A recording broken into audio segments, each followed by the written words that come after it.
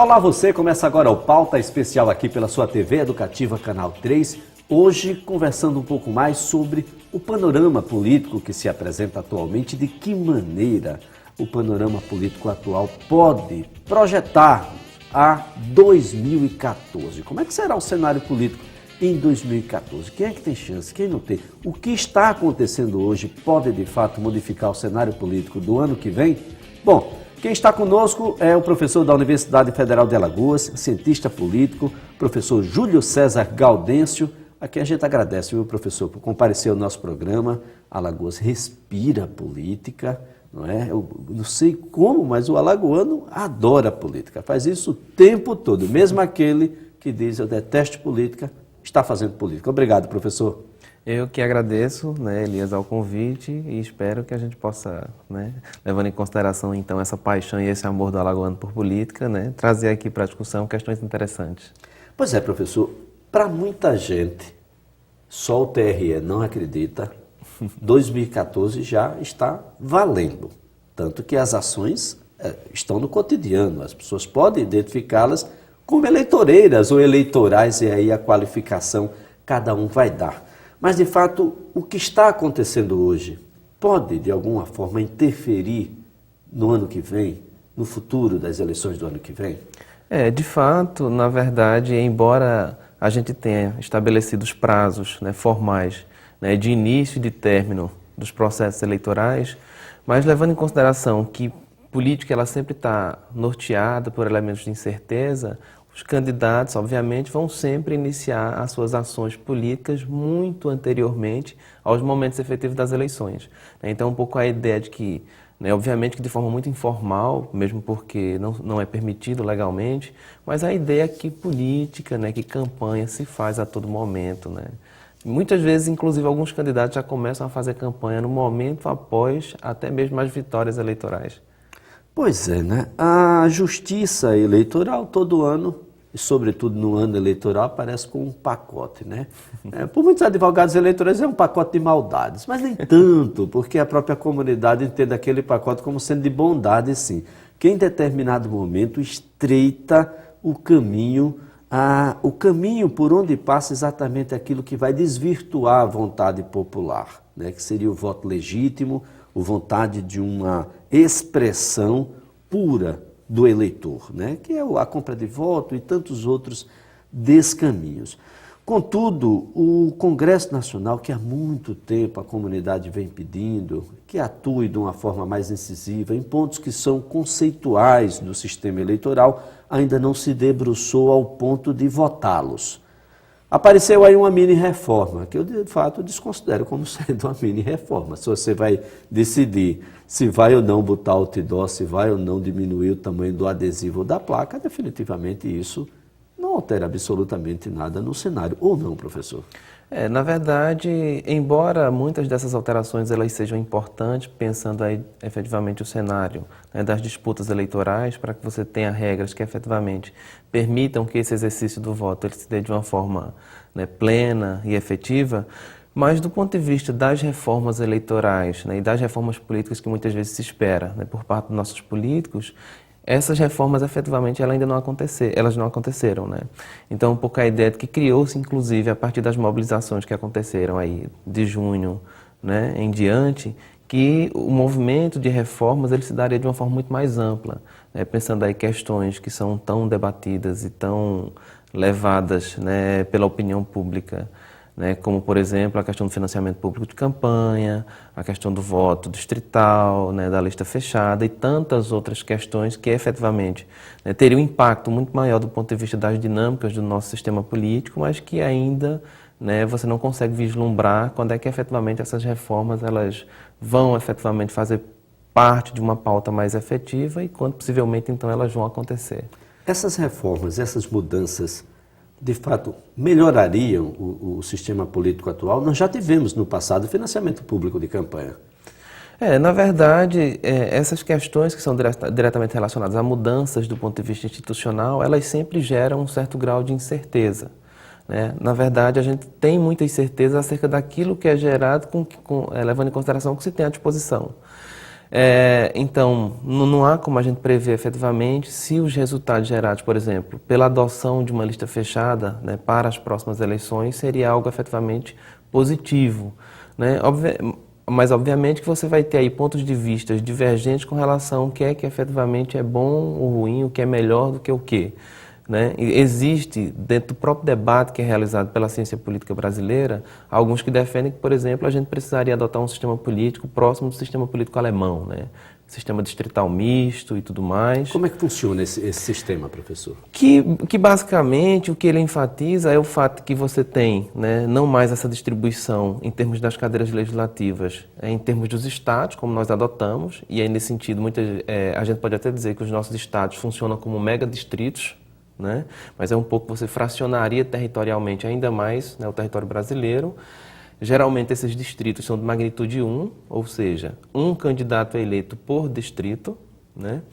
E aí, do ponto de vista da composição das cadeiras legislativas, principalmente para a Câmara dos Deputados, você tem 50% das cadeiras são ocupadas via a escolha de candidatos dentro desse distrito, e aí depois você tem uma espécie de segundo momento, né, que visa, de uma certa forma, minimizar as distorções que muitas vezes são geradas pelo voto distrital, onde os demais 50% eles são ocupados, né, levando em consideração a proporcionalidade dos votos que cada partido recebeu nas eleições em nível nacional.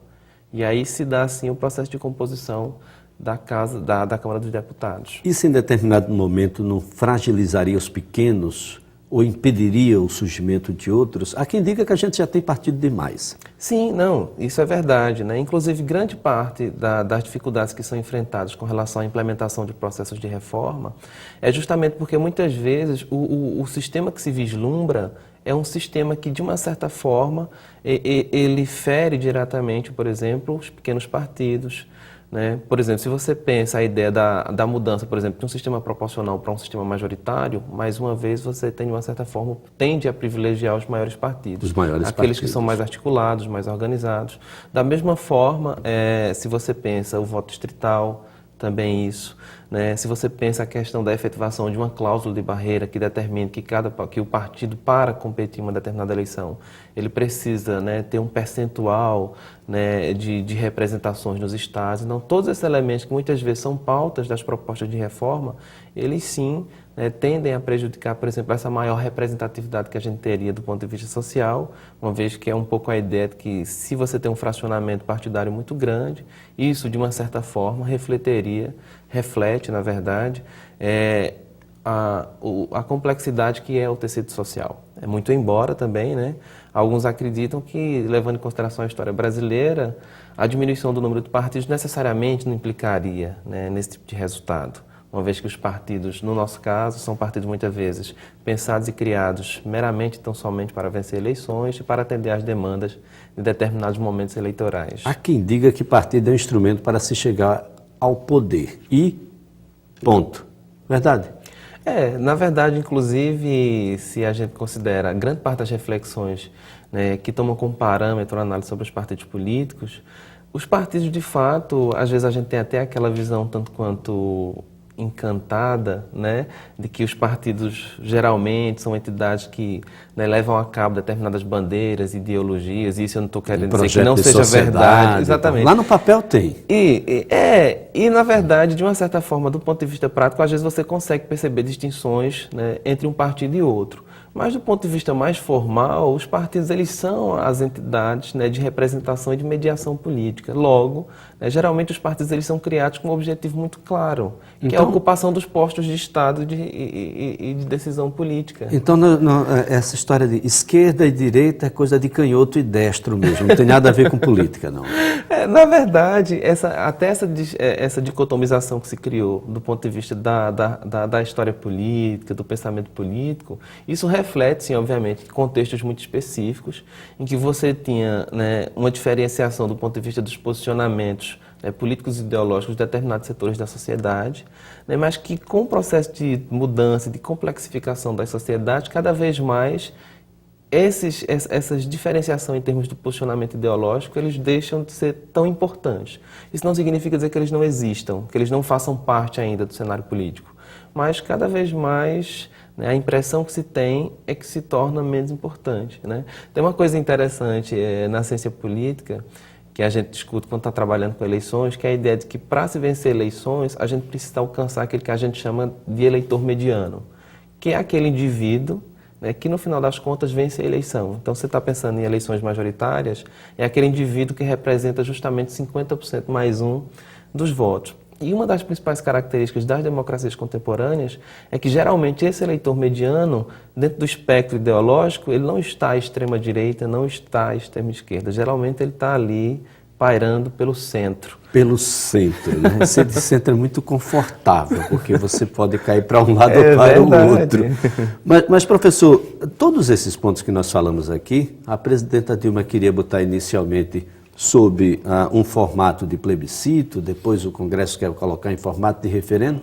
A população e esse eleitor mediano está preparado para responder essas questões? Na verdade, essa primeira intenção, né, que foi pensada, né, no sentido de levar a decisão sobre as reformas políticas no que diz respeito ao sistema político brasileiro ao eleitor, né, via realização de um plebiscito, ela é muito problemática.